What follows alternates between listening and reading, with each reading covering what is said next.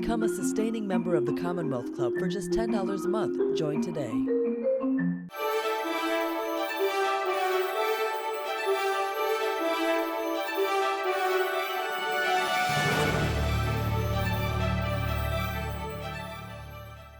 We're so pleased you could join us here today for this gathering of voices, where we will discuss and reflect on the future of abortion rights in California.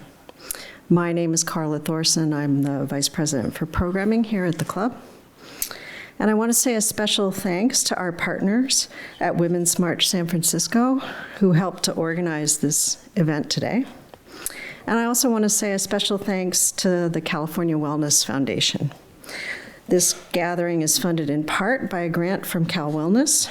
The foundation's mission is to improve the health of Californians, and Cal Wellness is dedicated to promoting equity through advocacy and access. So thanks to their support, we know that people can take part in this program for free, virtually all across the state and really beyond the state. And of course, a special thanks to all of you who've joined us here in person at our headquarters. The club is continuing to increase our in-person programming, and over the coming weeks and months, we're going to be doing more and more. So we encourage you to learn more about our upcoming programs in person at commonwealthclub.org. And we also want to encourage you to consider membership. If you're not a member, we would love to have you join us. So please feel free to check out the website or ask any member of the staff while you're here today. So on to today's program. After Friday's landmark decision at the U.S. Supreme Court, all eyes are turning to the states and are looking to California to lead the way on ensuring protections for women's rights. And we know that what we do here matters not only for women in our state, but also for women outside the borders of the Golden State. So at this critical moment and at a time of great uncertainty, we're gathering together to both consider what has happened and to talk about how we rise to the challenge presented by Friday's Supreme Court decision. So now I'd like to introduce our moderator for today's program, Imani Rupert Gordon. I do want to note our original moderator, Professor Amanda Tyler, unexpectedly couldn't join us here today, and so we're so glad to have Imani step in and lead this program. Imani Rupert Gordon is the Executive Director for the National Center for Lesbian Rights, a national legal organization committed to advancing the civil and human rights of lesbian, gay, bisexual, and transgender people and their families through litigation, legislation, policy, and public education. In 2021, Imani was included in the Route 100 list, recognizing her as one of the most influential Black leaders in the country. And we are honored to have her moderate this program and to kick off the gathering of voices. She'll be joining us on stage and will introduce our other guests. So please join me in welcoming Imani to the stage.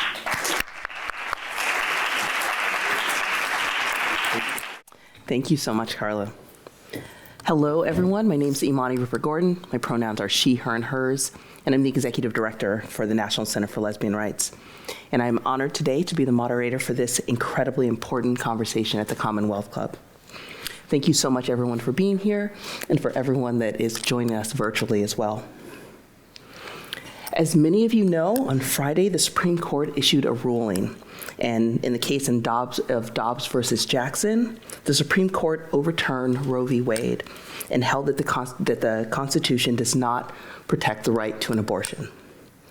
Now, overruling itself is not something that we haven't seen from the Supreme Court before, but this is the first time that the court has reversed itself to take away rights as opposed to expanding individual rights, which is certainly concerning. So here in California, we have a role to play, and we want to continue to protect the reproductive rights of women and people who live in California and come to California because the states they live in will now have restricted their right to an abortion or either completely or with severe limitations. This is what it now means to be in a post-Roe country, and we're here today to discuss the impact on us here in California and what Californians can be doing in this both historic and troubling moment. Before we begin, I want to give just a few housekeeping notes. First, this is a safe and respectful environment. So for anyone today, we want you to know that verbal outbursts of any kind will not be tolerated. We have a 2-warning system. If you are warned once for your behavior, and then it happens again, you'll be removed from the auditorium. The Commonwealth Club is a place for civil discussion, and we ask everyone to honor that. We really appreciate it. Secondly, we want your questions. So if you're here in person, please fill out the cards that will be available to you. And at the end, I will have a chance to go through and ask your questions. So please, as you're starting to hear our panelists, to just go ahead and write those down. Let's get started. So joining me today in person is Gilda Gonzalez, the CEO of Planned Parenthood Northern California. Gilda has been with Planned Parenthood since February of 2017 and is the first Latina to lead a Planned Parenthood affiliate. Welcome so much. Thanks for joining us. Thank you.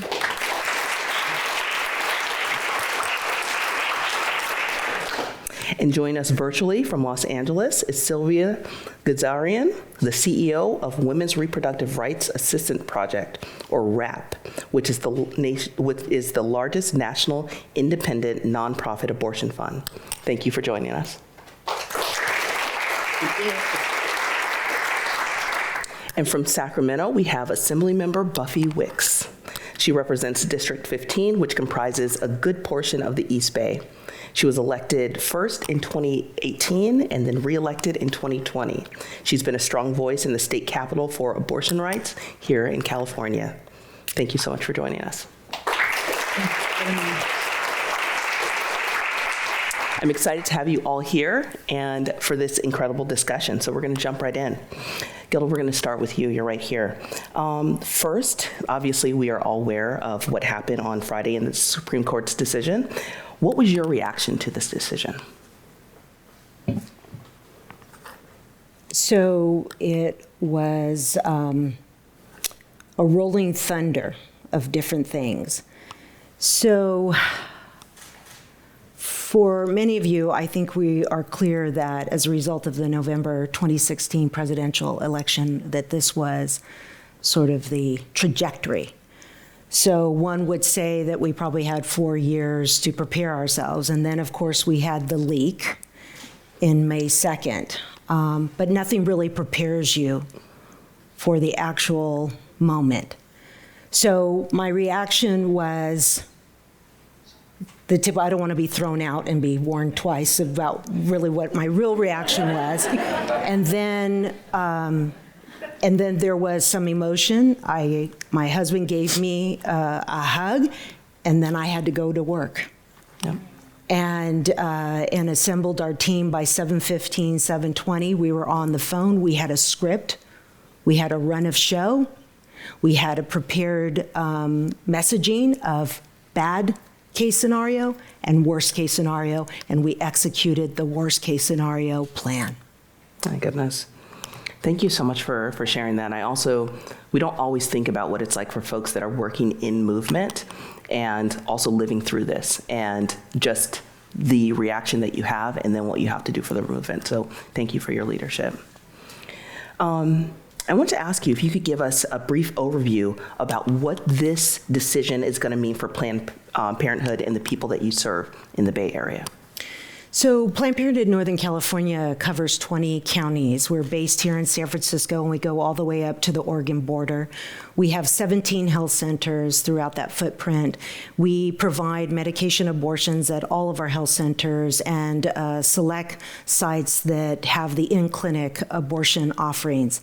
So for us, what this means is we keep our doors open, and if anything, we swing them even wider, because we're prepared to not only serve Northern Californians, but anybody coming to us.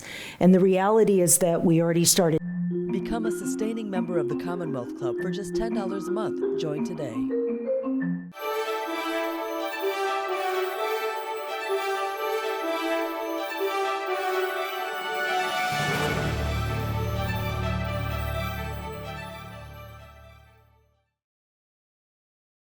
seeing out-of-state patients after Texas SB 8 went into effect last September. And so we've already seen upwards of 80 patients, and you might think 80. Well, we've never seen those kinds of numbers ever before from out-of-state patients, and most of them are from Texas. So we already kind of had the trial run of what this looked like, and it's so amazing to have the other guest speakers because they're a critical part of this whole equation in terms of legislative action and supporting patients coming from out of states through abortion funds. But we keep our doors open. And that was the message we had for our patients. That's what we had for our staff, our supporters. We're just gonna have to work harder. Yep. Thank you for that. And so what do you think the future holds for abortion rights here in California? And I wanted to talk specifically about people from multiple underrepresented identities, people of color, low-income folks, LGBTQ folks, folks with disabilities. How are you thinking about that? So I am so grateful for our sisters in the reproductive justice movement that started decades ago, who really called out the need for looking at reproductive freedom and rights in a holistic manner. So, with the point of view of giving me the right to determine whether or not I want to bear a child, but I also have to be concerned about having housing. Do I have access to fresh fruits and vegetables? Do I have a sustainable living wage? So that is the call out for our reproductive justice allies. And I'm so grateful because this isn't a single issue. And so that's how we need to look at this movement always, is that it's multi-layered. And for the patients that we serve, they have a lot of complexities going on. And now what we see more than anything is behavioral health and mental health challenges, because we've all been through it and it's been exacerbated. So the strain and the stress of people, and specifically people with low incomes and people who already face disparities due to the economic and healthcare disparities and the system that we're all born into. Right. Absolutely. Thank you so much. So earlier you said that, we're keeping our doors open, we're working right now. How do you see folks from other states where abortion is no longer legal and will be severely limited? How do you see this impacting your work, and what will it take for you to be able to welcome with open arms all the women and people that will need to come to California? So the Planned Parenthood network is made up of 49 different affiliates across the country. And so we are a very tight network. We have regular communication, and so I have seen firsthand, and let me turn the clock back, because after Texas SB 8 went into effect, we have 3 of our CEOs who run affiliates that serve Texans. And I'm now remembering that one CEO's look in the camera as we were all on Zoom, and it was unbelievable, and the pain. And the CEO could hardly talk about what was happening, and turning patients away that morning and talking about how his staff worked until 11:59 and got in the last abortion until midnight. I just get a little, when I just talk about it. Wow. So the pain, I'm just gonna call out the pain, because our mission is to serve. And when we can't do our mission, it is painful, because we know that people's lives depend on us fulfilling our mission. So I kind of drifted, so I'll make sure I answer your question. So it's bad, and we're seeing the real impact from other states, and we're leaning into our allyship and our strong federation, and how we're going to serve patients is with the assistance of abortion funds and other people stepping up and helping us care for these people who are coming to us and fleeing their home states to get care. Thank you so much. So let's talk to the folks that are outside of California right now. If we don't have liberation, if we can't choose how and when and if we are going to be pregnant, we don't have liberation. We don't have equity. What is your message to people that are in the states that are going to be most impacted by this decision? What is your message to those folks? Well, I want to just reiterate and emphasize that, in fact, you're absolutely correct. And in 1916, we stood on the principle that no woman can consider herself free until she owns and controls her own body. And no woman can consider herself free until she has the right to decide whether she's going to be a mother or not. So this is the foundation by which we were created as a movement, Planned Parenthood. So it is my message to those who now officially live in states where they have less freedom, is to ensure that us, the 7 California Planned Parenthoods affiliate in California, we got you. If you can get to us, we got you.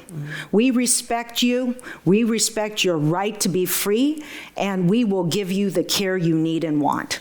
So thank you so much. Thank you so much.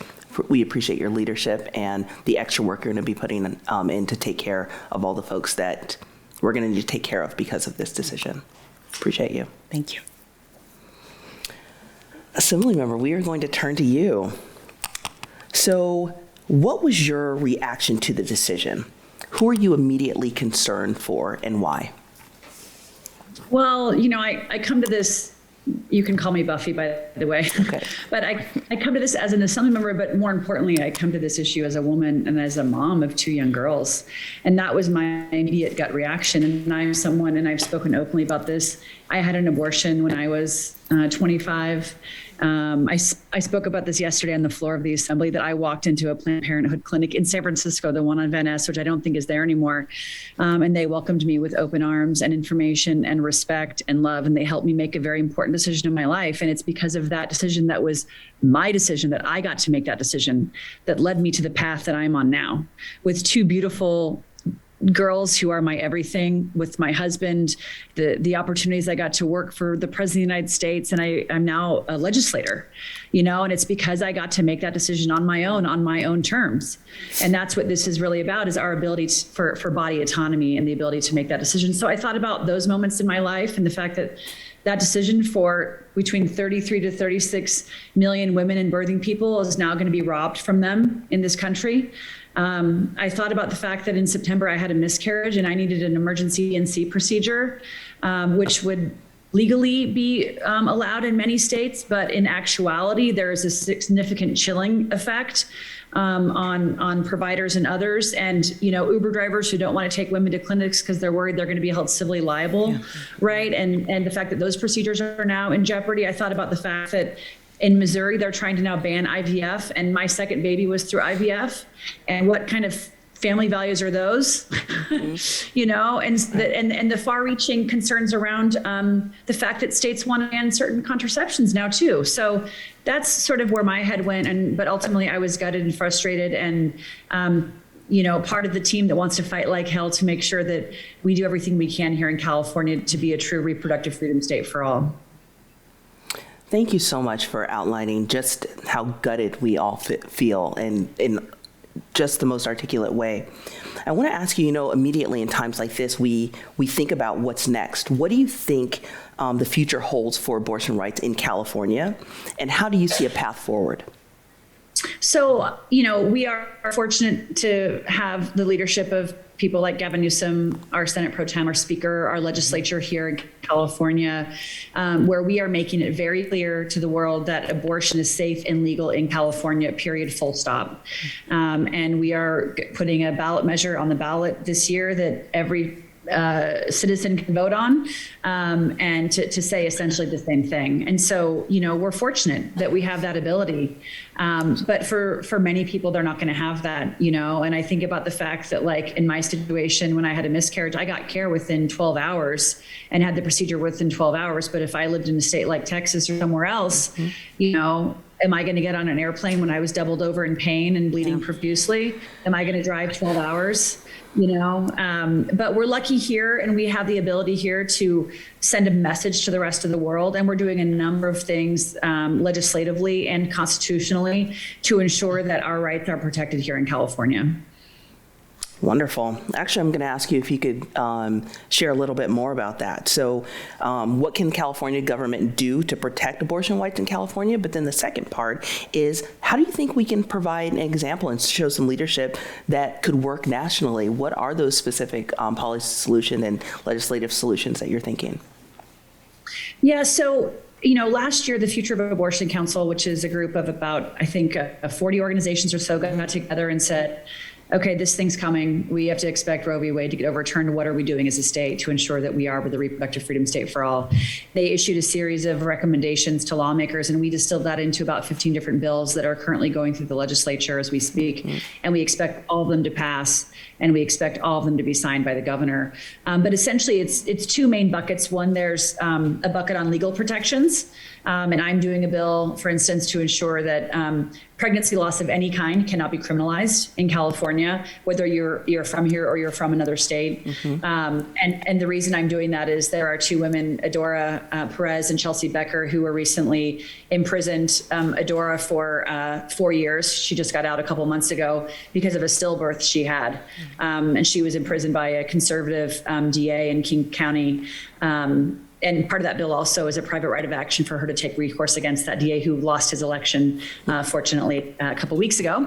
But legal protections are important. There's another bill that's being run by one of my colleagues to ensure that privacy is protected if you're coming from another state, that third parties cannot access that privacy. So whether it's a state authority or law enforcement, that privacy is protected here.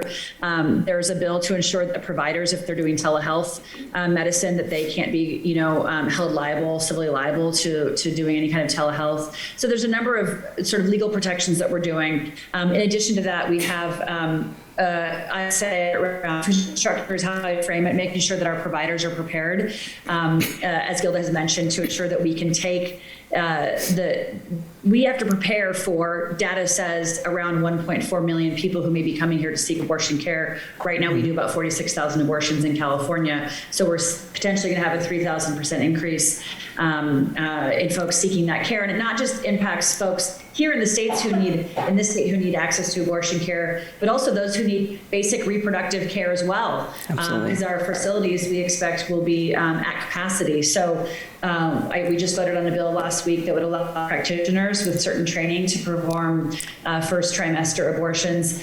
We have a bill that the Senate Pro Tem and Senator Skinner are doing to create a state-managed abortion support fund that would be philanthropically funded so that we can serve as a logistics resource for folks who seek care. And then we're also doubling down on our diversity workforce to make sure we have the diversity so that folks, regardless of your ethnic background, if you're coming to seek care, you see people that look like you when you're getting that care, because we know that that is so important. So there's a number of things we're doing as a state, and fortunately we have strong leadership here in Sacramento to really both put our money where our mouth is and really stand for these values here in California. It's amazing. Thank you so much for sharing so much. I learned a lot just now, so thank you for that. Something I wanted to sort of go into. So California is a sanctuary state for abortion. Can you share what that means for those that don't know? And then also, because we're a sanctuary state, what is California supposed to do in this particular moment? Yeah, I mean, I think we can be a model to the rest of the country. And I know other states are following some of the work that we're doing here. I think Vermont is doing a similar constitutional amendment in their constitution that would go on the ballot. I know other legislatures across the country are considering other bills. And so while we have a group of states that are the states that did, have already banned abortion, 12 to date, I believe, and I think we expect about 26. There's a group of other states like ours who are saying, if you need care, we are here for you. And, I got asked by a reporter saying, is this the work you want to be doing? And my response was, It's not about want, it's about a moral obligation that so that people that know, if we have people in other communities who need access to this care, that we can provide it. And I feel a moral duty as a legislator to ensure that we're doing that. And so I think that's something I think we can provide here in California. And then the last thing I'll say, and I'm going to take a moment of privilege here to actually add on to the last question you had for Gilda around what's your message to other states?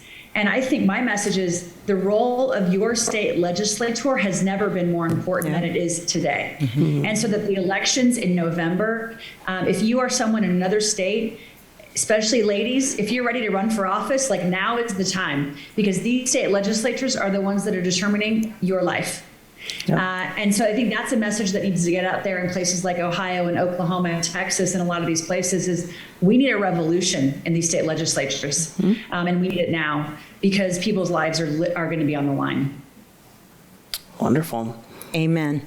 Yep. Thank you so much. And then I just want to ask one last thing. You shared a lot of legislation, but is there something you could just name really clearly for everyone? What legislation is a top priority to pass right now? And why is that? Yeah, I mean, obviously I'm biased on my own bill, but particularly because of the cases of Adora Perez and Chelsea Becker and the injustices that they faced for having stillbirths. But I think, honestly, the whole package in totality is critical because it touches upon a lot of different aspects of what we need to do here in California. And I think most importantly is the constitutional amendment. And we passed it off the floor of the Assembly yesterday with 2/3 vote. It's going to go to the ballot in November. You all have the opportunity to speak your values. I would encourage you to get involved in that effort to support and vote for that amendment when it hits the ballot in November, and to volunteer on the campaign, because that will do. It's the strongest thing we can do to really enshrine this in the Constitution, and it approaches both access to safe and legal abortion and also access to contraception, because I am very concerned about. This is just the beginning for these right-wing justices. This is just the beginning for the right wing in this country. We have to protect contraception and a whole bevy of other rights that are critical. But in this space, both of those are critical. Bobby, thank you so much for your leadership, and thank you so much for listening to that, because in Justice Thomas's concurring opinion, he very explicitly called out that we will have to look at privacy, and that's something, we will have to look at marriage equality. We have to look at, a lot falls with Roe. A lot of our hard-earned rights are built on these principles, and so we're going to have a lot of work to do. Right. Thank you for your leadership. I want to take this time. I want to remind folks that if you have questions, please do write them on the note cards. There are people that are going around with note cards. And I do want to say that if you are joining us virtually, if you add your question to the chat box, someone will grab that for me. And with any time we have left, I'm happy to ask those to our panelists. So just want to remind that. And then lastly, I actually want to tell the panelists, I want to give you a time at the end. So please think about, if you had one last word, if there's one thing that you want people to remember today, if anything that you said that you want them to remember, please be thinking about that, because I'll ask you at the end of this.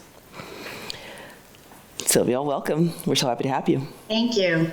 Thank you. Thank you to the Commonwealth Club, as well as you, Amani, for doing this event with us. It couldn't be more timely.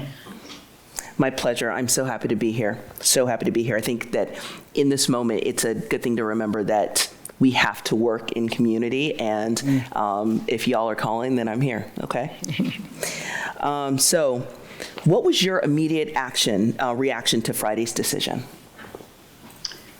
So internally, while we had anticipated the fall of Roe and have been doing so much to prepare for years, it didn't go without the gamut of emotion when we finally heard the decision. We continue to have deep concern for the communities and individuals affected by this, concern about clinics and clinic staff and doctors, as well as just anger, tears, sadness, and disappointment.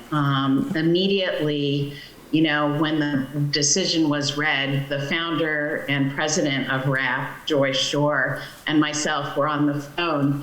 And, we shed tears because we had to at that time. And it's still pretty emotional, as you can tell, for us because the impact that we know this is having on so many. However, this decision has not stopped us. And we always channel our energy to be sure we are taking care of those who need us most. As reproductive justice leaders, we constantly adapt to devastating situations. And we always are making sure patients are safely navigated and funded through the clinics, hospitals, and doctors that WRAP works with. We are amplifying our work by continuing to engage in communities and as well as with legislators in our ongoing fight for reproductive freedom. And one of the things that I have been involved with is the California Future of Abortion Council, and being a part of that and continuing to press on with the legislation, and just delighted, to have the Assembly member here to talk about that and some of the things that we're doing to take care of individuals that will travel to California and have been traveling to California. Wonderful. Thank you so much. I think it's important that we talk about your own personal reactions to this, because I think it's really imperative that folks are hearing the tears, the frustration, the disappointment, and also the call to arms, the call to action, and how quickly these amazing leaders have stepped up. And so thank you so much for this. I also know that your organization provides funding for women who can't afford abortion services. Can you talk more about what your organization does, what it's doing, the role of WRAP, and how you think your work is going to be impacted by this Supreme Court decision? Yeah, so the Women's Reproductive Rights Assistance Project is the largest national independent abortion fund, and we've been around for 31 years. We fund abortions in all states where abortion is legal. Funny enough, we used to be able to say we were able to provide funding in all 50 states and DC. Well, obviously that has now changed. Our model is different from other abortion funds since we work directly with clinics, doctors, and the hospital who call us daily through our hotline to secure funding for the patients that they have at their clinics. We have an amazing group of volunteers who have been with us for quite some time, and we return calls from clinics on a daily basis so that no patient ever has to wait to find out if they are going to be funded. And we have a robust network of over 700 plus clinics, doctors, and hospitals, including funding for Planned Parenthood, which I'm delighted is here on this panel today. And our mission has always been to provide abortion funding and emergency contraception. I guess the biggest impact the Supreme Court decision will have, which continues to weigh heavily on us, is funding. We fundraise every day since we continue to prepare for the increased need to fund at higher amounts. And when I say that, abortions that may have costed $500 could now cost $1,000 or $1,500. And this all depends on what state too. So as we also prepare for this funding, we also are looking at some of the higher end stuff that we are launching into funding even more. And that includes those individuals where the patient's life is at risk. Mm-hmm. And that funding can range anywhere from $10,000 and above. And with the current legislation that's now out there with the fall of Roe, a lot of these individuals will be forced to have their pregnancy continue because of how this legislation has been written. And we're lucky that as an abortion fund, we can work collectively with other abortion funds together to be sure that we take care of the immediate needs of patients through our outreach within our network so that no patient is left behind in terms of funding. But at the end of the day, if we all look at this, it shouldn't have to be like this, right? Abortion is healthcare, and it is a common, normal, safe procedure. And that is something that has been taken out of perspective in so many respects. Thank you so much, and thank you for talking about how important funding is in this fight. For some of us, our freedoms are hard-earned, and they haven't been free. A lot of times, liberation for us and our freedoms and our protections have been funded by people like us. And I appreciate the time that you're taking to talk about, I mean, more than most people, I wish equality was free, but it's not. Yeah. And so I appreciate that you're saying this. So there's going to be a need, obviously, for people to travel to California now for abortion services, and it has just increased exponentially. Will your fund cover travel costs that's needed for folks to travel to states when they're coming from places that are now having restricted access to abortion? And then what can people do that need resources that live in states where abortion is no longer possible? Great question. So RAP only provides funding for abortions and emergency contraceptives. However, we work with organizations within our network that provide that practical support for travel, gas money, childcare, et cetera, et cetera. So, you know, by working with the clinics, we take care of that abortion funding, but also know that the clinic is reaching out to those individuals that may need to travel and have those expenses paid for. You know, already this year, RAP has had to double its total funding for those seeking abortions to meet the needs, because the recipients' costs, as I mentioned, have increased so much due to extra travel. And, you know, we were up 24% last year in travel after SB8, and we're close to 35 to 40% now going through May. And that travel increase and the delays in accessing abortion, all across the board, the domino effect increases costs. I will tell you, because there's always hope in all of this, and, you know, and we always look at the perspective of, you know, fundamentally trying to figure it out, and have been for many years, those that have been in this movement, and know that since COVID first started, we started investing in funding patients through virtual clinics, for example, because the whole country was on lockdown. And that's an aspect of things that I want to, you know, highlight, that, you know, we're not going away. We're going to continue funding, and we're going to find ways to do it. And we've also invested in providers offering the abortion pill by mail. And we pay for the pill, the provider, as well as shipping of those pills. And we will continue, you know, to offer services as we can in terms of funding. And we'll continue to look for ways to be sure that patients are taken care of for the needs that they want and need. In terms of resources, I have two ways that we deal with this, because we look at, obviously, the communities that we are working with. And our website is a great tool for those who have access to the internet, and we have resources there. It's great also because our site is one of the few that's multilingual, and people can communicate directly with us in the language they choose, and we could provide information back in that language. I'll give you an example. Recently, in the last couple of weeks, we have had some patients reach out to us via email on our website asking us to help them their funding at a specific clinic. And when our volunteers and I were looking at those clinics, we were saying to ourselves, I've never heard of this clinic. Who is this? And so on our website too, we list fake clinics, meaning you can look up crisis pregnancy centers, which are fake clinics, and know that you are not going to a legitimate clinic that will provide you with the abortion care that you're looking for. So we have helped in that process as well as a resource.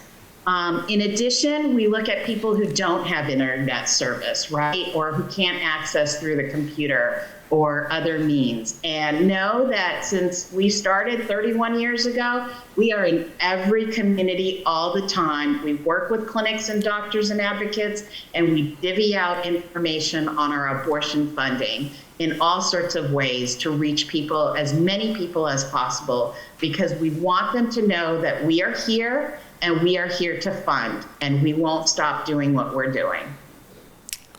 Thank you so much.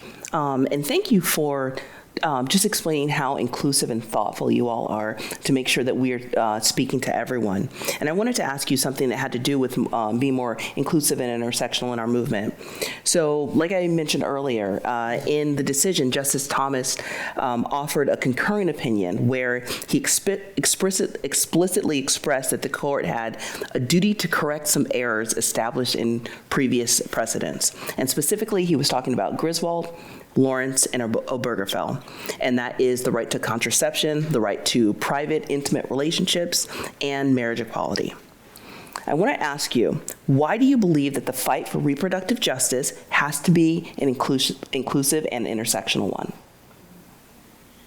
This is such a great question. I'm so glad that you are asking it, because reproductive justice is deeply intersectional and heavily multi-issued, with the ongoing issues of contraception, gun control, gender violence, marriage equality, immigrant and race issues, and I could go on, and we could be here for hours.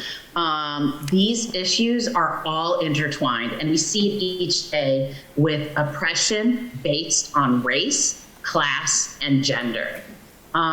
We all must keep in mind that the core components of reproductive justice include equal access to safe abortion, affordable contraceptions, and a comprehensive sex education, as well as freedom from sexual violence.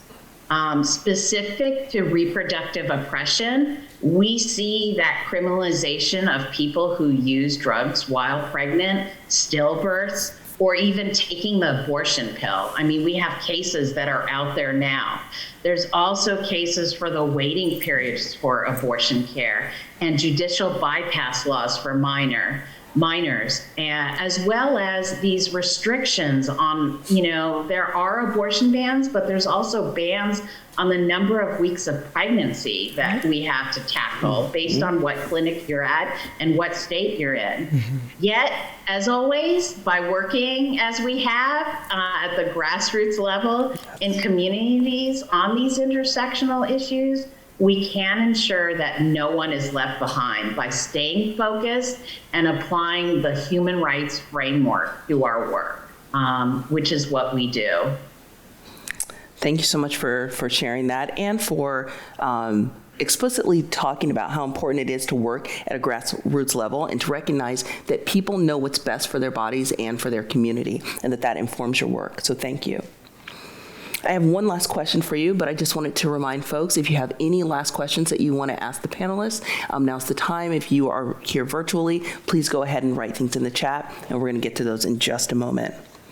But the last question, Sylvia, that I want to ask you is really because you all are a national organization. We're starting to think about a national strategy. Why do you think that we are here in this moment? What did it take for us to get here? And what's it going to take to get us out of it? So this, again, is a great question. And I give all the credit to Ms. Magazine, who yesterday put out an excellent article. I highly recommend that people read it, that really articulates why we are in this moment and 5 actions that people can take that I'd like to share, if at all possible. I know our timing is limited, but I think these are essential, and I just want to rattle through them quickly. We have time. Go ahead. These are important. Thank you. So the first one is declare a public health emergency, since abortion access is a public health emergency. As people know, the U.S. has the highest rate of maternal mortality more than any other developed country. Yep. No one and I say no one, should be forced or controlled to carry an unwanted or non-viable pregnancy that has detrimental effects, not only on that person's physical and mental health, but on the unwanted child, and the huge repercussions economically that this individual will have to deal with. The second thing they talked about was to combat disinformation and the stigma around abortion care.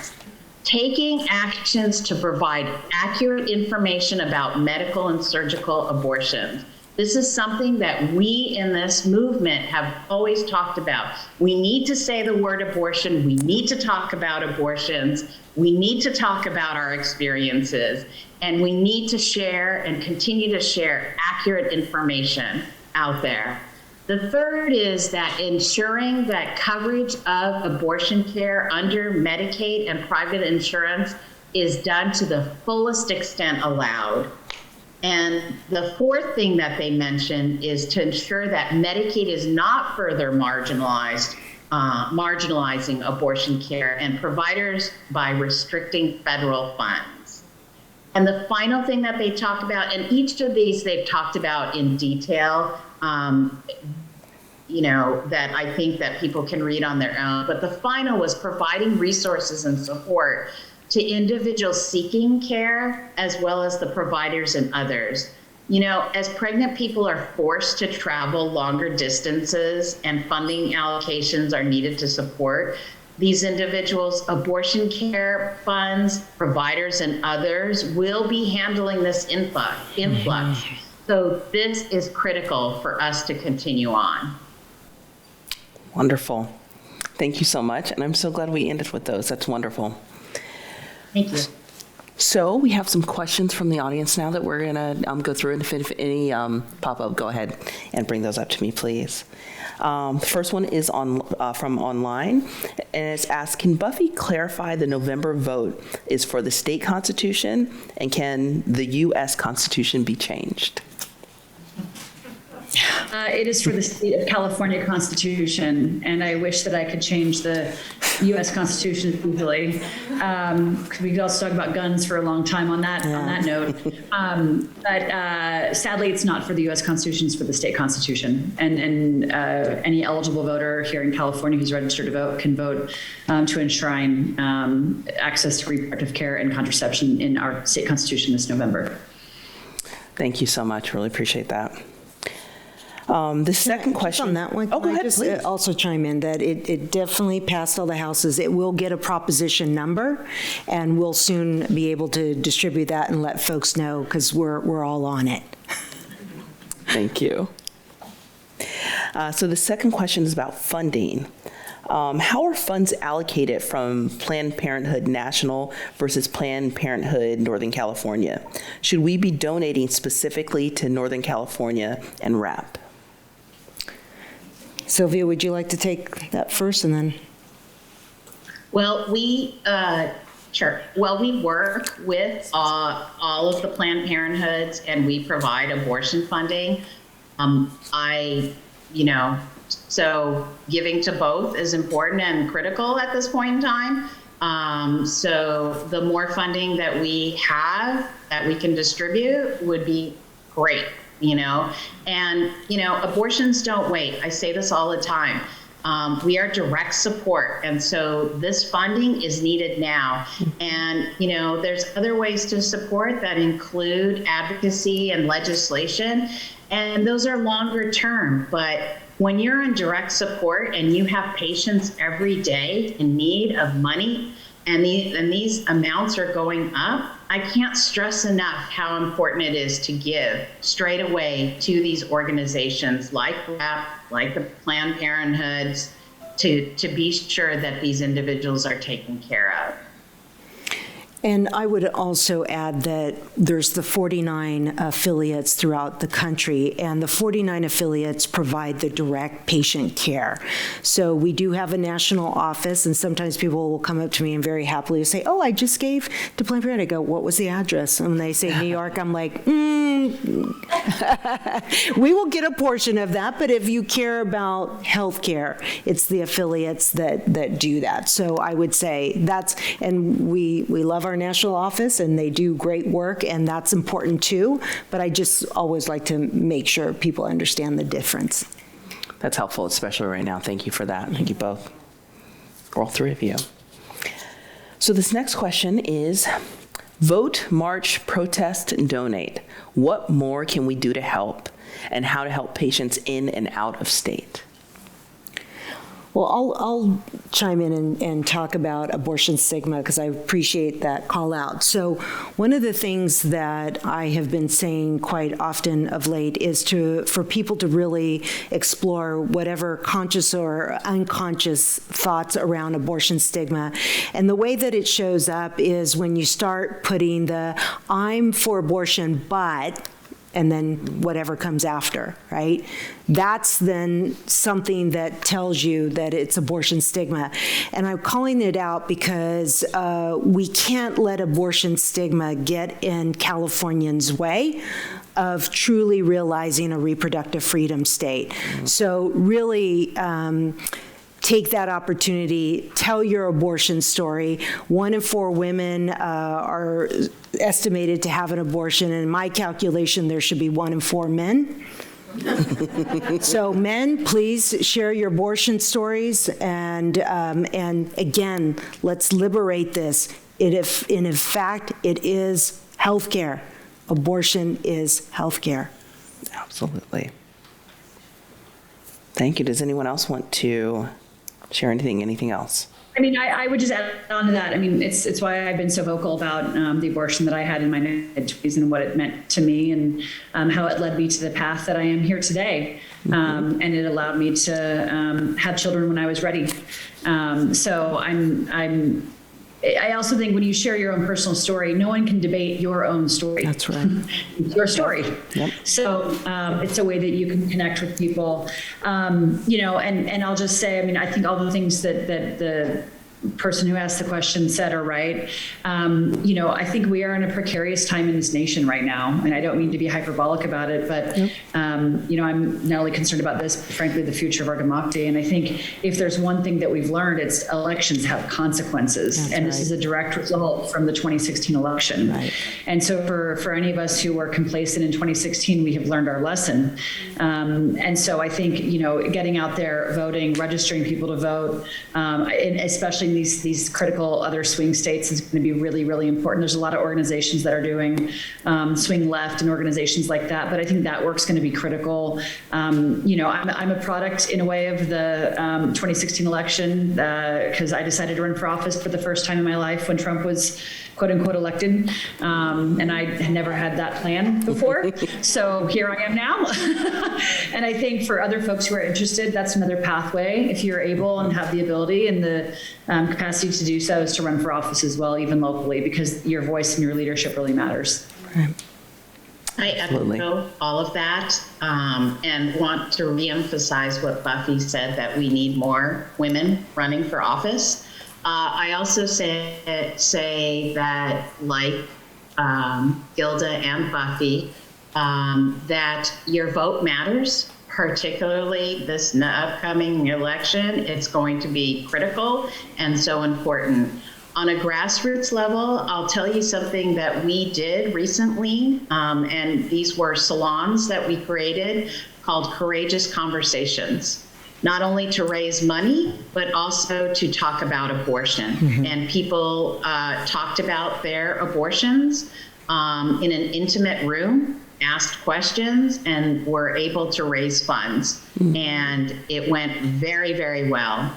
We also had a theater production recently where people voiced their opinions and also told their stories in a theatrical manner, and it had a lot of impact and created a lot of conversations in terms of the word abortion and saying the word abortion and talking about abortions.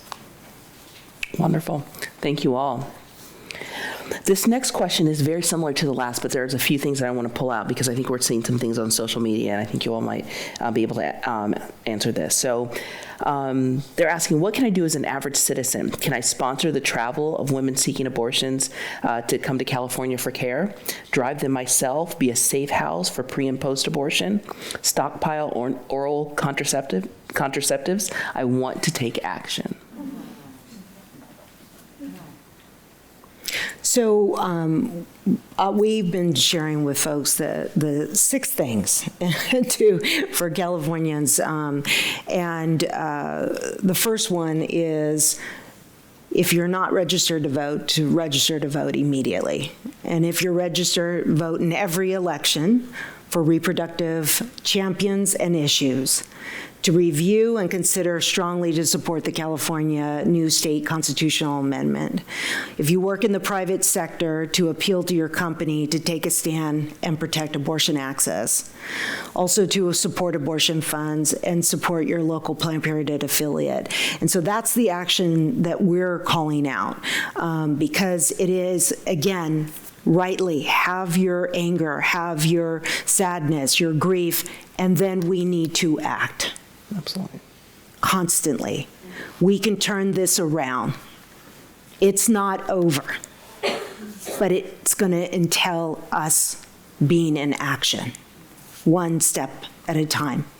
It took them 50 years to do what they're doing. Hopefully it will not take us 50 to turn it around, but we've got to just hit the ground and keep on going together. Thank you.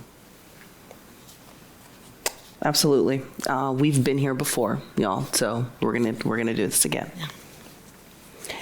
So here's a question. I know it's difficult to say now, but do you think that states outlawing abortion will try to ban interstate travel for pregnant women? Is this an anticipated response from the efforts to assist women seeking abortion? I mean, I think we don't know the ripple effect this is going to have just yet. And what this will mean. And we've seen draconian kind of Handmaid's Tale like suggestions out there on social media from these right-wing states. And so I think time will tell in terms of, what that actually means. And I think we have to prepare for and anticipate the worst, because that's what we should be doing in a situation like that. The right wing has proven that that's what they're trying. They're trying to send us back to, I think, frankly, an era that has never even existed. I mean, I don't even know what their vision of the world is, but it's pretty horrifying if it's as it pertains to women and birthing people. So I think we have to anticipate the worst and prepare for that and hope for the best and galvanize, as Gilda said, because my hope coming out of this is going to be a big awakening for this nation, and an awakening for people all across this country to say enough is enough. And body autonomy is important to us, and we're going to have, a revolution in this sense, and that we use this moment. The silver lining will be, people running for office all across the country with strong progressive values around protecting body autonomy and a progressive agenda across this country on a number of different issues, and that, we catalyze in the moment that we're in, because I do believe we can change this country. I think it's just, as Gilda said, it's going to take, one foot in front of the other, and we have the ability to do it. And frankly, from my perspective, my children's future depends on it. Yep. Absolutely. Thank you so much. And I want to just echo that as well. What we saw earlier in Texas, the way that we're seeing across this country, criminalizing folks. And that is not just when we're talking about abortion. We're actually seeing that increased in a lot of different ways. And so I think we absolutely should plan for the worst, like Buffy said, but also, expect it too. Our opponents are showing us who they are. They're not hiding it. So this question's for you. Is there a plan to expand the number of Planned Parenthood clinics in Northern California, if that's something you know? And how do you anticipate, and this is maybe for everyone, how do you anticipate the banning of abortions in some states? How do you anticipate the impact that's going to have on young women under 18 years old? So we were very fortunate to have launched a campaign, a local campaign in January of 2015. And I remember we were celebrating the 100-year centennial of the National Planned Parenthood. And Mayor Lee was hosting us in City Hall. We thought it was October of 2016. And we thought the next month there was going to be more celebration. And we were raising funds to build a new health center here in San Francisco. And we just opened that new health center last year in March, 1522 Bush Street, and it doubled our size, and it will triple our capacity to see patients. We knew that we needed to do a cash project because of all of the threat to defunding that we were seeing come January 2017. So I'm really proud to acknowledge the 877 donors here, primarily in the Bay Area, that flipped the bill for a $22 million project that was all cash, not 1 cent of debt. And we are serving our patients. We have capacity to expand hours, to bring more health services, healthcare services, abortion clinics, and add a day of service if we need to. And that place is remarkable. It is a true investment that we have made for this moment. And we are expanding a footprint and also in Napa, and we're prepared to expand ours in some of our other locations here in the Inner Bay Area. Wonderful. Thank you so much. And any thoughts to anyone about how this might affect young women and folks that are pregnant that are under 18? I was, I don't know if y'all listened to the Daily yesterday, but they interviewed folks at 4 different clinics in different states who had already put forth a ban. And they asked a woman who was the receptionist at one of the clinics to say, like, recount the most compelling story that you heard today, because she had to call 60 different patients and tell them they couldn't perform abortions. And she said, one call was of a grandmother who had a 14-year-old granddaughter who had been raped. And they had to cancel her abortion. And when you think about the horror of that, and this poor receptionist was just, obviously shocked and traumatized from having to, as I'm sure Gilda and others can speak to in terms of a lot of what the clinics have experienced. And you think about for younger people in particular and what this means and some of the situations that they find themselves in, and the fact that in many parts of this country, they won't have access to the care that they so desperately need at such a young age. It is truly, it's infuriating. It's absolutely infuriating. And it makes the work that we're doing here all the more important, and it makes the actions that we have discussed here all the more important. So you have many young people who will be impacted severely, and also young people of color in particular who will disproportionately be impacted. And if you're in one of these states, if you're white, chances are you make more money because of the inequities in our economic system that we have in this country, and you can get on an airplane.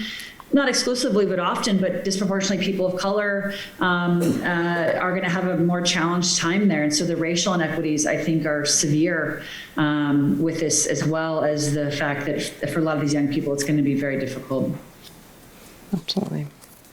Thank you so much. We have just a few minutes left, and I wanted to make sure that we get a chance for you all to share a final word. If there was something you said today that you want, and saying, if there's one thing I want you to leave with today, it's this, or something you want to reiterate. Gilda, why don't we start with you? Abortionfinder.org. Love it. Buffy, please. I think it's cry, get mad, and then fight like hell. Our nation depends on it, and women and birthing people across this country depend on our action here. Absolutely. And Sylvia. I think I want to start by saying that this is a heavy and painful moment for reproductive justice, yet we are not giving up. We are not hopeless, and we are in this to help one another, and those in our movement have been planning this for years, knowing that our systems have never been just, even with Roe v. Wade. And I'd like to sort of end with a testimonial that we have recently received from an individual, a patient from a clinic that kind of sort of encompasses everything that we've talked about today. And this individual said, I have been extremely sick beyond morning sickness. I have not been able to hold down food or water. I have been sick day and night through all that I have been going through. I have no choice but to work. I told my employer about my situation. Instead of them being understanding, they treated me as if I was lazy and terminated me. I have no support in any shape or form well until now. Thank you so much. I was absolutely, completely blown away by your donation. And this is somebody who had no financial means. 83% of those individuals that we fund, their partner has abandoned them. And 74% have 1 or 2 children already. And we were grateful enough to have the funding donations that we needed to support this person in full. Thank you so much. May I add just one? Please.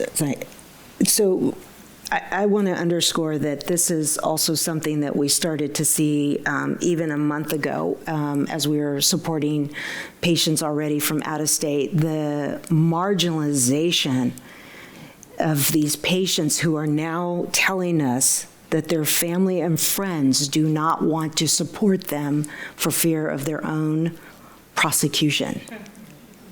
And it's blowing us away that I can't get a ride to the airport. Even if I could get to the airport, I can't get the money I need. So this is the degree of desperation and isolation that we're going to see. And unfortunately, lives will be lost.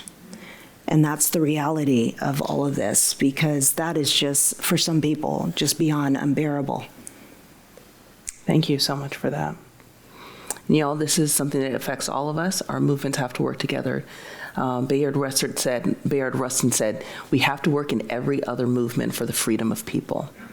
Y'all, we have to be intersectional. We have to be inclusive in our movements because our lives do depend on it. I want to thank our amazing panelists for joining us today. Thank you so much for being here. And thank you so much to the Commonwealth Club for having us.